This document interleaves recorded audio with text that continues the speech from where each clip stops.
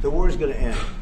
When it ends, I can't tell you, but the war is going to end, and this gentleman wants it to end, and Vladimir Putin wants it to end. I think the whole world is tired of it, and we're going to get it ended. If everything works out well today, we'll have a trilat, and I think there will be a reasonable chance of ending the war when we do that. Yeah, we are ready for Trilateral, as President said. This is a good signal about Trilateral. I think this is very good.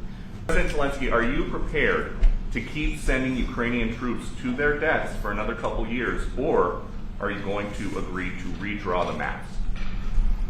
Thank you for your question. So, first of all, we live under each day attacks. That today have been a lot of attacks and a lot of wounded people, and the child was dead, small one year and a half. So we need to stop this war, to stop Russia, and we need support American and European partners. President Zelensky, you say in a post on X today, Russia must end this war, which it itself started. President Trump, you say President Zelensky of Ukraine can end the war with Russia almost immediately if he wants to. Which is it? Yeah, I think that's true. I think we're going to have a meeting. I think if everything works out well today, we'll have a trilat. And I think there will be a reasonable chance of ending the war when we do that. And is this the end of the road for American support for Ukraine? Is today's meeting deal or no deal? I can never say that. It's never the end of the road. People are being killed, and we want to stop that. So I would not say it's the end of the road. No, I think we have a good chance of doing it. It's been almost 4 years now that a lot of people were killed last week. A lot of people last week. I mean, millions of people killed, but a lot of people last week for whatever reason. A big number, a lot of soldiers, on both sides.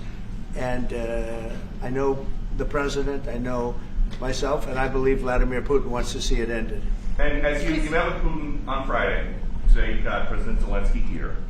As you listen to Russia and Ukraine, which side has the better cards? Right Well, now? I don't want to say that. I'm just here to be. Look, this isn't my war. This is Joe Biden's war.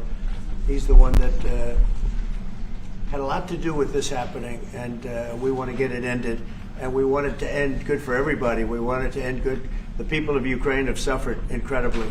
President Zelensky, are you prepared to keep sending Ukrainian troops to their deaths for another couple years, or are you going to agree to redraw the maps? Thank you for your question. So, first of all, we live under each day attacks. That today have been a lot of attacks and a lot of wounded people, and the child was dead, small one year and a half. So we need to stop this war, to stop Russia, and we need support American and European partners, and we will do our best for this. So, and I think we show that we are strong people, and we supported the idea of the United States, of personally of President Trump, to stop this war, to make a diplomatic way of finishing this war, and we are ready for Trilateral, as President said. This is a good signal about Trilateral. I think this is very good. Yes. If the peace deal will be achieved, are you going to be willing to send American peacekeepers to Ukraine? Well, we're going to work with Ukraine. We're going to work with everybody, and we're going to make sure that if there's peace, the peace is going to stay long term. This is very long term. We're not talking about a 2-year peace and then we end up in this mess again. We're going to make sure that everything's good. We'll work with Russia. We're going to work with Ukraine, and we're going to make sure it works. And I think if we can get to peace, it's going to work. I have no doubt about it. Vladimir Putin mentioned that the war will not end without addressing the root causes of this war. Have you had an understanding what are the root causes of this war? Well, look, the war is going to end. When it ends, I can't tell you, but the war is going to end, and this gentleman wants it to end, and Vladimir Putin wants it to end. I think the whole world is tired of it, and we're going to get it ended. Mr. President, last week you warned of what you called severe consequences if a 30-day ceasefire or any type of ceasefire were not agreed to by Russia. Will there be severe consequences? Does that change because of I don't think you need a ceasefire. If you look at the 6 deals that I settled this year, they were all at war. I didn't do any ceasefires. And I know that it might be good to have, But I can also understand strategically why, well, one country or the other wouldn't want it. You have a ceasefire and they rebuild and rebuild and rebuild, and maybe they don't want that. But if you look at the 6 deals that we made peace and long-term, long-running wars, I didn't do any ceasefires. Would I like the concept. I like the concept of a ceasefire for one reason, because you'd stop killing people immediately, as opposed to in 2 weeks or 1 week or whatever it takes. But we can work a deal where we're working on a peace deal while they're fighting. They have to fight. I wish they could stop. I'd like them to stop. But strategically, that could be a disadvantage for one side or the other. But all of these deals I made without even the mention of the words ceasefire. The United States has already given hundreds of billions of dollars to this war effort in Ukraine. Biden. At best, it is a stalemate, and the killing continues. So, President Trump, how much more is the United States willing to give Ukraine? And President Zelensky, how much more do you want?